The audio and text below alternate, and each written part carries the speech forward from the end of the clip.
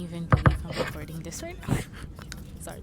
So I have spontaneously decided to start a YouTube channel as an unprofitable day trader. So, okay. I am currently in France. I haven't been. Oh, I'm based in Jersey. Hold on. I've decided to document my journey as an unprofitable trader. I've been in this game for 2 years now. I would say that I've been trading for maybe like 10 months. This summer of 2023, I haven't really been actively trading. I've taken a huge break. Bonjour, je suis Stéphane Jardin, commandant de bord de ce vol Air France à destination de Paris-Orly. Notre départ d'ici 2 à 3. Anyway, no, seriously. I have been thinking about this. Good afternoon, I'm Stéphane Jardin. Like I've been saying, I've been thinking about this for a while now and realized that there's no real perfect time to really start this. I'm going through a losing streak right now, so I'm like, okay, there's really no better time. I'm excited to get back home for the purpose of getting back on the charts and like really like hone in. But I'm also going to be working again, so that's going to be a different balance. But yeah, that's kind of the point though, just to journal it and share my journey as a trader. This summer, I actually have gotten into swing trading ETFs.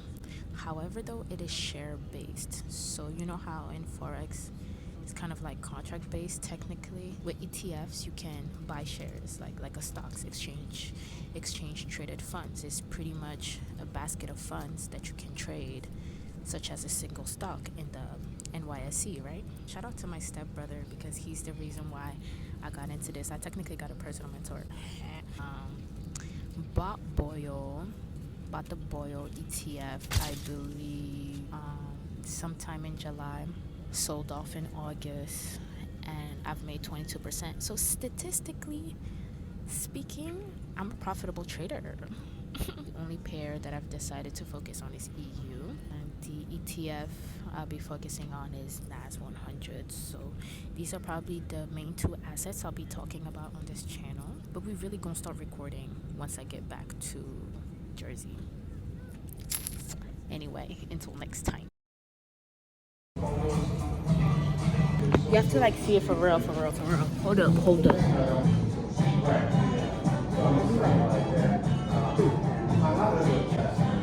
So I'm currently at work, back in the States. Sorry, I'm looking all over the place. Your girl is right back to, hold on. I'm putting a video together.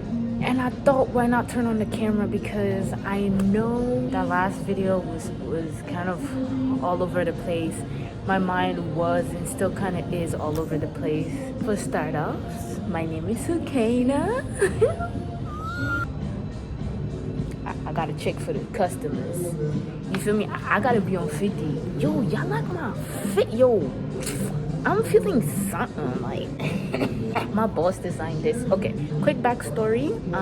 I currently work as a, I guess, fashion assistant. It's a small brand, Javelin NYC. My boss literally does everything. He's the designer. He has his own factory. We make our clothes by hand. We based in the garment district, but right now we have a little pop-up store in Brooklyn. So that's super fun. I'm very excited. As soon as I got back to the States, I went right back to work. So currently I'm managing 2 jobs. This job, and I am also a barista in New York City. How are you? How are you? I'm good, thank you. I have this show that I have to attend tonight. Okay. And I'm like, oh my gosh, should I just get all my work? So I'm looking to wear. Oh, So okay. I'm walking around. Yeah. What time do you close? Around like 8-ish, 7:30-ish. Yeah. You're welcome. It's been kind of tough managing trading and studying while having 2 jobs, but being out the country for the past 2 months kind of gave me the opportunity to open my mind. And it's not like I was doing anything like luxurious. I was literally just going back to be with family. I don't know, I can't explain it. It's this feeling, just inspiration period. MMF got shut down. That was something. MMF was the firm that I had a funded account with. It was a 10K account. I was in drawdown, I believe 3%. Kind of a doom for the whole prop firm industry. So I'm not sure when's going to be the next time when I'll take a challenge. I'm not sure what this channel is going to really be. I want it to be like day trading and just things. I don't know. I'm just going to be going with the flow. I don't know. I'm growing. I see myself growing as a trader, and it's crazy because, like I mentioned, being out the country, and I also mentioned I'm going through a losing streak. Still going through that. Although that was happening, I still felt myself growing as a trader, and I don't really know. It's crazy how you're in your like a negative P&L, but you're growing as a trader. And I feel like only certain people know what I'm talking about. And I'm starting to learn about ETFs, trading in that niche. Crypto, I don't really do. It's just something I just have some money. You still on that crypto? It's holding, it's in there. It's in there. There's this article you gotta read. Basically, with the exception of the government shutting it down completely. Government shutting crypto down? How possible? I don't think that's really possible. Well, financial experts basically who were involved in the whole crypto. It's a Ponzi scheme, basically a pyramid scheme that was adopted by celebrities, billionaires, and everything. That's so big that everyone decided, okay, we're gonna play in it, and we're not gonna look at it. It was this collective choice to not. I like this shot. There's this or this one. But would that be for like the whole crypto world? Or like, yeah, it was. But that doesn't. That's not even. That doesn't even. How does that make sense? Frankly, I think the dollar's a big Ponzi scheme, a big pyramid scheme too. The dollar? Yeah. Oh, I mean, the value of the dollar internationally recognized. The dollar is backed up by gold. No, it's not. The dollar is Not backed up by gold at all since like 1971. It was oil up until like the whole BRICS situation, right. And like Saudi Arabia, pretty much military power and just word of mouth. I guess it's backed up by America. the usage of it and the history of it. That's all I'm saying. I'm just going to focus on studying my trading, learning more, and fund my E-Trade account. I am studying ICT. I trade institutionally. I trade smart money. Honestly, it's really all the same thing, just viewed from a different perception. If you understand trading, if you understand technical analysis, you would be able to understand a smart money trader's account. Maybe not the terminology, but you should be able to understand the chart, to be quite honest. But yeah.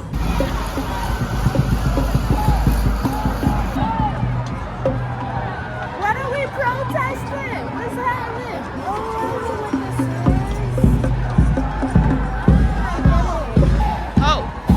Oh, should I walk? Nah, I'm bored. Nah, I want to go home, bro. I would really walk because I am definitely for this move. I think this is about the something project. I forgot what the project is called, but something that Biden, yeah, you see that? Something about Biden. I forgot what the project is called, but it's like ruining the world or something. Oh, I want to go under. Yes. And the Mexican parade is today, bro. Let people do their thing. Yeah. I agree. This is some bullshit. This some bull. And I'm just like, why does this happen to me? Well, okay. This is just my emotions, right? I need to comb my hair. Don't mind it. It's the morning. I'm feeling so many emotions right now. Especially going through a losing streak. This is not fun. I just opened a position on EU. And I didn't get triggered. But it's going towards my TP. Look at this. Yeah, hold on. Wait, I'm using my front camera. Hold on. Will you look at that? Do you see this? Breath. This it is. I guess I'll do a breakdown because at the time, hold on. So when I set my limit, price was up here. Therefore, I was doing other work. I took my mind off of the charts and I just let it be. And then I open EU. And then it looks like this, and I'm just like, this is just the emotions I'm feeling right now. I'm gonna get over it. You look at this. Look at her pushing. She pushing. Oh, this is hurt. I'm in pain. Oh my god. I look at positions like this, and I'm just like, Heike, I'm just so proud of myself because in the end of the day, I put this setup together, and this was my objective, and this is where we're reaching. This just sucks extra because I'm going through a losing streak, right? Although MMF is gone, I don't even have that account anymore. That doesn't matter. My P&L is still the same. It's so pretty though. Look at it. Nah, this would have been a sniper though. This would have been a sniper. All right. We should be recording. We're back. Hours later, about to break down that should have happened trade. Honestly, I tried to refrain myself from using such vocabulary in my trading, such as should've, could've, would've, because no, it's pretty self-explanatory, right? What happens, and it's in the past. Yeah, it is what it is. This was a beautiful position. I just unfortunately happened to not get tagged in. Let's start from the daily chart. Let me expand this a bit. So this was on EU. Let's not mind this. This was from back testing. EU this morning. Today is Monday, September 18th. So looking at EU on the daily chart, we can see that we've been moving bearish for quite a while, right? Breaking lows. As you can see, we have a beautiful daily structure going on right here, and the high I was looking to take is this one right here from the previous day, and that is pretty much how I form my daily bias. And looking at this, we can see reasons to go up on the daily chart, right? We have imbalances and we have this breaker right here. So you know, it's reasons for price to go up there, you feel me? So going down to the 4 hour, let me bar replay up to where I was at this morning so it's a bit less confusing. Okay, yeah, let's do that. So I don't think the next candle formed. Yep, there we go. So I'm pausing from where we was at. On the 4 hour, the charts look a lot better. We did start the morning off consolidating. In circumstances like these, in a consolidation, what I mainly look for, since we're looking to go long, I would want sell side to be taken and then we head to the upside, right? And that is exactly what happened, right? Once I seen this liquidity been taken, I was like, what do I look for next? A displacement to the upside and then a POI for me to enter, right? Very simple. Just to break it down real quick, I'm on the daily. I just look for the previous daily candle, high or low, to be taken. That's how I form my directional bias. Then, okay, I had to take a quick pause because as I'm editing, I'm realizing that I literally made 0 sense. I don't know. I was just nervous. Chill on me. And I do apologize in advance because speaking is very hard right now. I just got my tongue pierced, so I'm still getting used to it. Okay, but long story short, on how I look for a trade, basically, my element just involved, for my daily direction, I look to take the previous day high or low. Inside of my trade, it must include a market structure shift, a BOS, breaking of structure to whichever side I'm trading, then confirm my premium or discount, and inside of that premium or discount I look for a PD array, aka order block, supply demand, whatever you trade, support resistance, whatever you trade. And inside of that PD array is where I look for my confirmation. And in that confirmation, I basically look for a displacement. Displacements are everything. Displacements just pretty much confirm my trade each and every single time. How did that candle close? How are the bodies forming? You know what I'm saying? Basically, that's it. I hope that cleared it. Okay, back to the video. See it a bit better on the M15. You can see the low taken, then we displace to the upside, closing above this high right here. So that's when I feel that is when I actually set my limit to this